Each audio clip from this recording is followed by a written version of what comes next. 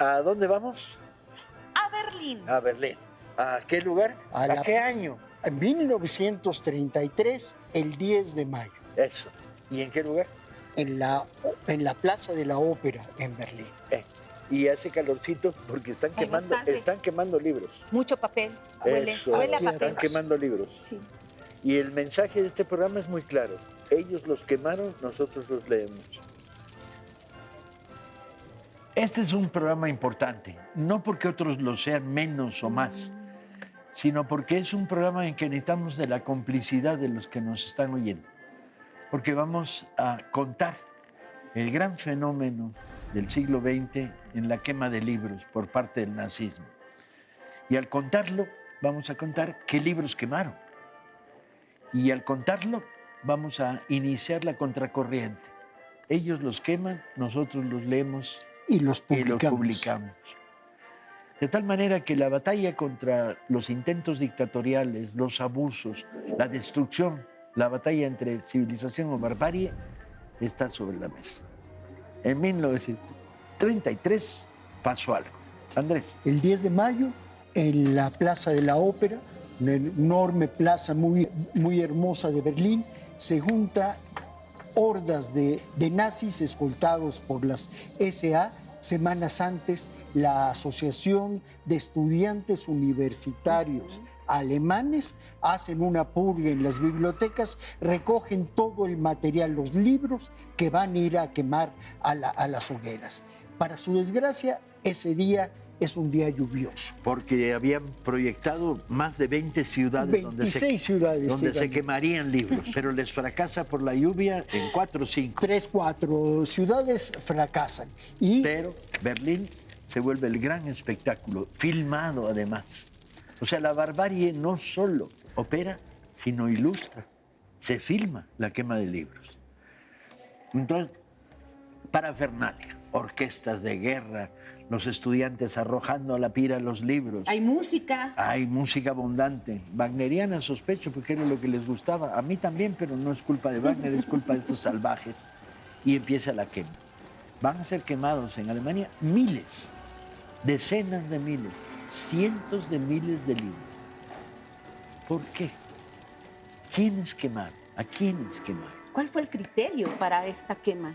Fíjate que hay un escritor que además no tenía mucha relevancia en términos políticos, fue un escritor que escribía textos satíricos y hacía historias de aventuras para jóvenes, Erich Kästner. Y él se acerca por curiosidad al ver a los SA, se acerca a esta plaza y de repente escucha su nombre.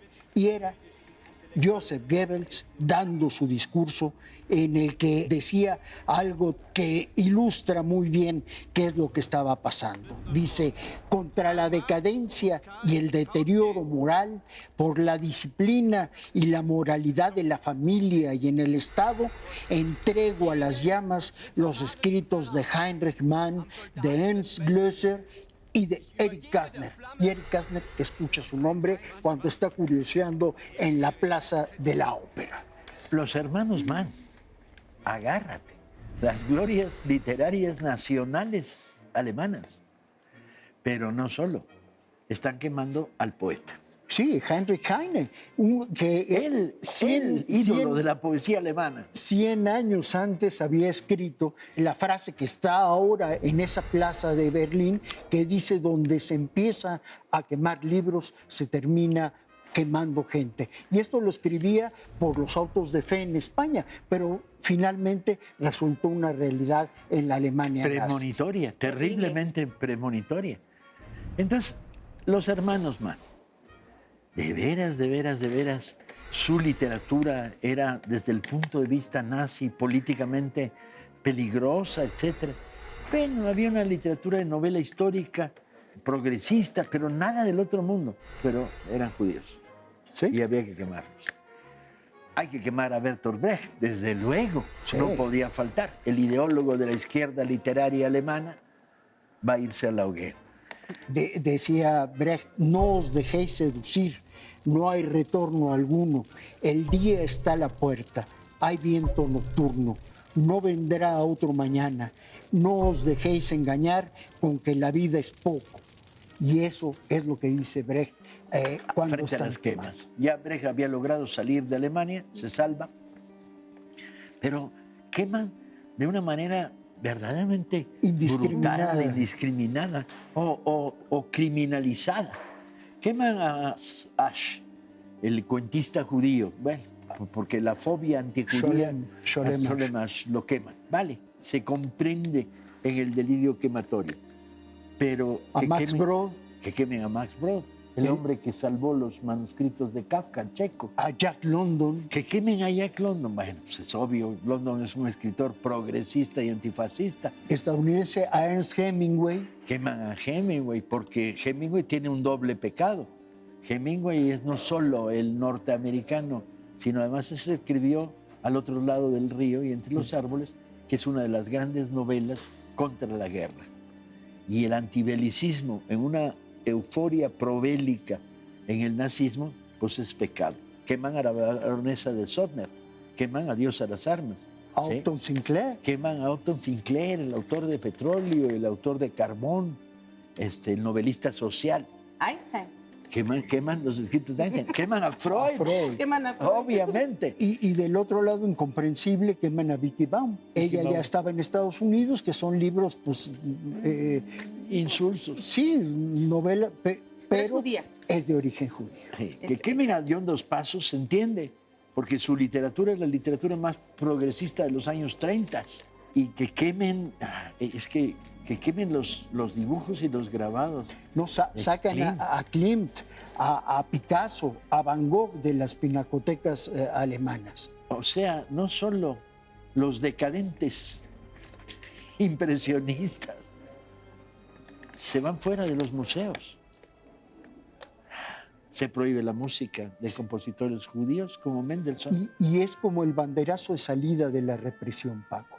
Ahí empiezan a encarcelar a judíos, a comunistas, a socialistas, a liberales, a quienes no pensaran como ellos. Se crea el Comité de la Cultura del Reich. Quien no estuviera en ese comité era un enemigo. No podía publicar ni podía escribir Actuar, nada. ni podía dirigir, No. ni Y podía afuera nada. de las bibliotecas. Regresamos en unos segundos.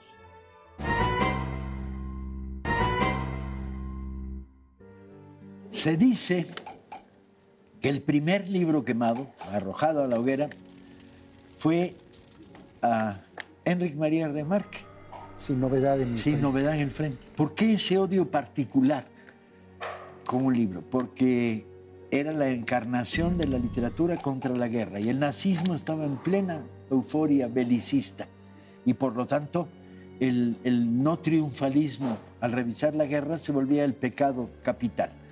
Entonces se va a la hoguera, adiós a las armas, de la baronesa de Sudner, se va a la hoguera al otro lado del río y Entre los árboles de Hemingway, a los libros conocidos universalmente por el antibelicismo.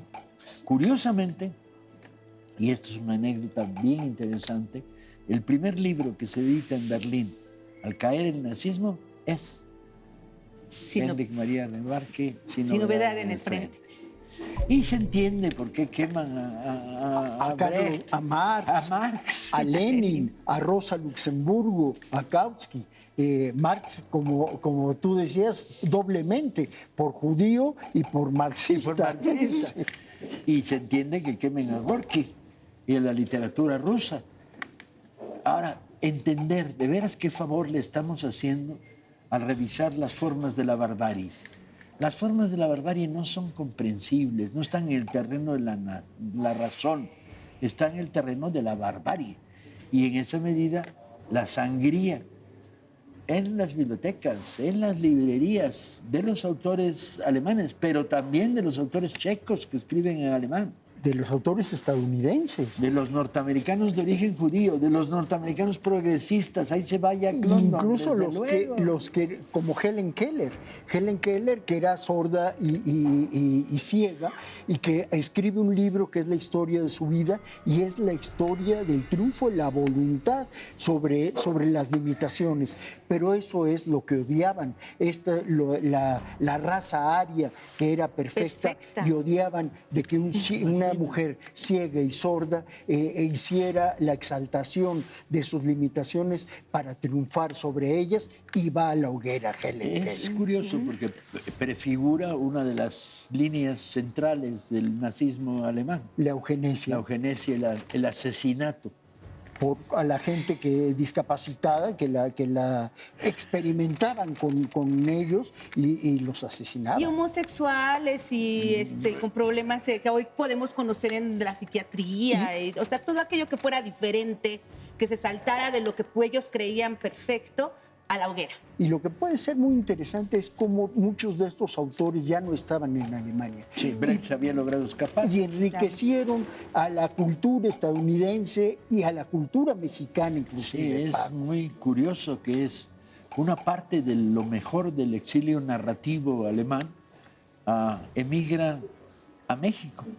Y aquí vamos a tener durante años a Bodo Huse, a Ana Segers y a ni más ni menos que Egon Kisch, el periodista intempestivo, checo, el periodista que destruía todos los mitos, que escribió la verdadera historia del incendio del Reichstag.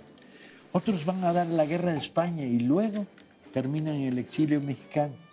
Y hay un fenómeno muy positivo que es, estos años son coincidentes con el auge de la industria editorial española en la época de la República Española. De tal manera que, rastreando librerías de viejo, ¿sí? 40 años después, 33, 73, 35 años después, yo puedo leer en el 68 a esos autores publicados en España.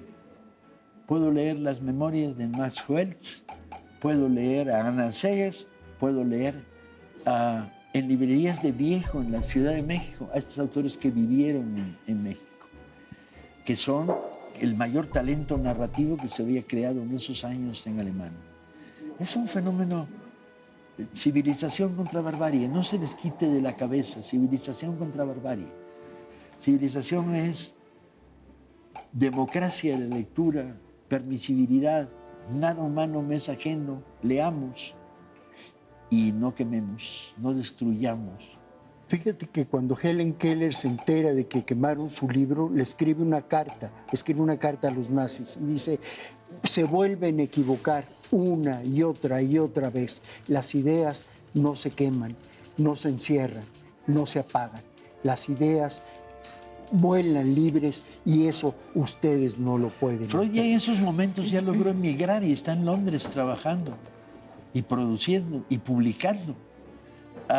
Porque también se pasan por la hoguera la psicología, la psiquiatría, cualquier experimento social, y más si había sido generado por alguien de origen judío. Como si cuando lees a Freud te preocupas o no, por si su mamá era judía o no era judía. A Einstein se lo pasaron por la reja. Se pasaron por la reja grabadores, dibujantes, músicos, ¿sí? Entonces, quizá la gran batalla es en el mundo de la lectura. Si ellos los queman, nosotros los leemos. Y publicamos, y editamos, bienvenidos. Y circulamos y proponemos. O sea, que el fondo esté rescatando una generación de narradores alemanes como Kisch, por ejemplo, es bien interesante. Y hay otros que estamos tras las huellas. Afortunadamente pronto podemos dar noticia de la publicación de esta generación de escritores alemanes e inclusive del más interesante de los no publicados y no circulantes libros de Bertolt Brecht. No voy a decir cómo, no voy a decir que alguien me oiga y no se nos adelante y nos machuque. ¿Trajeron lapicito? Si trajeron lapicito, 2 pasos, que Hemingway, ¿sí? Que fueron a la hoguera. Si trajeron lapicito, Anna Segers. Si trajeron lapicito, Bertolt Brecht, ¿sí? Brecht. Híjole. Sí, Stefan ¿qué Zweig. el teatro, en la Stefan dramaturgia. Zweig, que fue quemado todo. Y era bastante inocente políticamente, Stefan Zweig, ¿no? Igual que el Kastner que mencioné, que era un escritor satírico y que de repente hoy es un nombre como la gran depuración de la cultura alemana. Que quemaron a Ayn Rand, Es que es muy reaccionaria, muy... y la quemaron por el origen judío. Hasta eso eran de criterio amplio los nazis, ¿no? Como no leían, la tenían fácil, todo lo que les sonara estrambótico, feo y horrible. Hacemos una pausa Y, sí, y bueno, volvemos a la parte 3. Oigan, y sí quemaron libros y finalmente quemaron gente.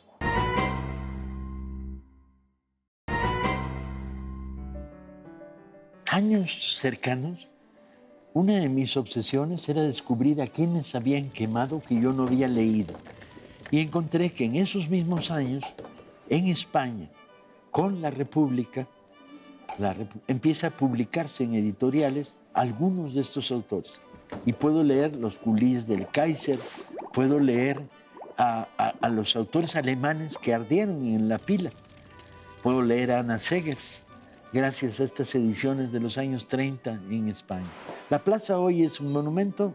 Sí, ahora se llama la Bebelplatz, la Plaza Bebel, y en el centro de esa plaza hay en el piso un hueco con una losa de cristal. Abajo hay una estantería del tamaño suficiente para que quepan 20,000 volúmenes, que son los que quemaron los nazis. Esta obra de Misha Ullmann, del israelí Misha Ullmann, está ahí junto a la frase grabada en una placa en oro, la de Heinrich Heine, donde se queman libros y se termina quemando personas. El tema de la quema de libros se va a volver el sujeto de una de las mejores novelas de fantasía o ciencia ficción que se han escrito. Norma. Sí, es esta novela de Fahrenheit 451 que hasta la fecha de hoy se sigue hablando de ella. De hecho, también se ha hecho cine, se ha publicado también novela gráfica, en donde los bomberos no apagan fuegos, sino que prenden fuego a los libros. Prohibido. A los libros, no, en general a todos los libros. Y 451 es la temperatura en grados Fahrenheit a la que arde el papel. Así que nos vamos a concentrar en uno de los personajes que es un bombero que está muy vinculado con todo el sistema que hay, hasta que un día encuentra a una niña, Clarisa, aproximadamente de 14 años, y la niña le comienza a hablar de poesía, que si ha mirado la luna, que si es feliz. Y entonces estas preguntas, nosotros sabemos que las palabras te vinculan con emociones, te explotan pensamientos, comienzan a movilizar el pensamiento de este bombero. Un bombero que vive una vida cotidiana al lado de Mildred, en donde la situación de ella, la situación de todos, donde tener una pantalla de televisión es lo más importante, donde el sueño de ella es tener tapizado el cuarto donde ella habita de pantallas. Y no hay libros, por supuesto no. En una ocasión hay una alarma y todos se montan para poder quemar estos libros en una casa. La dueña de estos libros también se inmola con ellos y ya este personaje, este bombero, está ya se ha preguntado cosas sobre por qué quemar libros, si él es feliz, qué hay en esos libros. Alcanza a agarrar uno de ellos, un ejemplar, y lo lleva a su casa. Y, puntos suspensivos, Bradbury ya era famoso. Sí. Cuando escribe Fahrenheit 451. Había publicado Crónicas Marcianas, pero este libro, igual que El hombre demolido, le van a abrir la puerta de millares de lectores porque pone al orden del día el problema del libro como pecado, el libro como transmisor de pensamiento. No es el único. Y no es nuevo. Y no es nuevo. No fueron los primeros los nazis. Y los nazis son los primeros quemadores. En 212, antes de nuestra era, en la dinastía de Qin Shi Huang, se dedicaron a recoger todos los libros de las casas de los chinos. Y hubo 400 intelectuales y lectores que se negaron a eso. Los descubrieron y los enterraron vivos. Las quemas de libros en la época de la Inquisición son muy famosas. La en Biblioteca de Alejandría. Que no está muy claro si fue accidental o propositivo. Hay que leer el maravilloso libro que hicimos sobre la Biblioteca de Alejandría. Los autos de fe en Granada, donde Francisco Jiménez de Cisneros habla de una nueva cultura y por lo tanto hay que quemar. Desde luego la hoguera de las vanidades, donde el fraile Savonarola dice que hay que quemar todo lo que sea vanidoso porque atenta contra Dios, y los libros son parte de esa vanidad y van a la quema. En México, Zumárraga quema códices mayas y muy importante también el que Diego de Landa quema prácticamente todos los códices mayas. Solo subsisten 3 de todos los que quemaron. Barbarie. Y llegamos hasta el momento actual, Pablo. Sí, cuando tratan de quemar en Chiapas unos salvajes los libros de texto. Los queman. Sí, es que justamente lo estamos... Son poquitos y los maestros lo armaron. Hay un libro mexicano para jóvenes del que no queremos terminar este programa sin mencionarlo.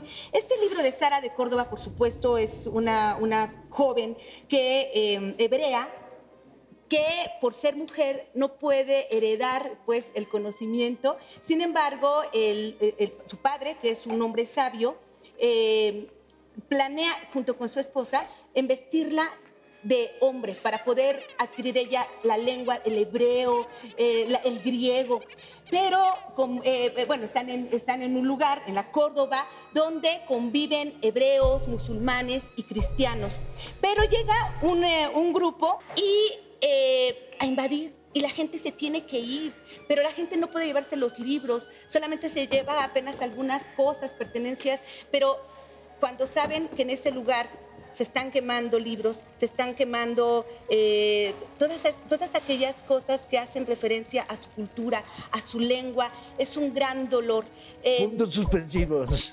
Por eso viene también la cuestión de las migraciones, para poder defender, porque, bueno, finalmente se queman libros, se queman hojas, pero ¿quién puede quemar las ideas? ¿Quién puede quemar el pensamiento? Entonces, gracias a todas estas migraciones, a todos estas personas que viajan, que memorizan, pues tienen ahí viviendo todavía esa herencia que es la memoria de las culturas, la memoria de la humanidad. El libro como receptor, el libro como transmisor, el libro como revolución en sí mismo, el libro como el vehículo. Como sueño, como utopía. Que transporta Poesía. La civilización contra la barbarie. La cultura y los sueños. En 33 quemaron millares, centenares de miles de libros en la Alemania nazi. Todos los autores que fueron quemados en esa quema hoy son famosos y leídos en todo el mundo. Así que ellos queman libros, nosotros los leemos y los publicamos. publicamos. Hasta el próximo programa del Mitote.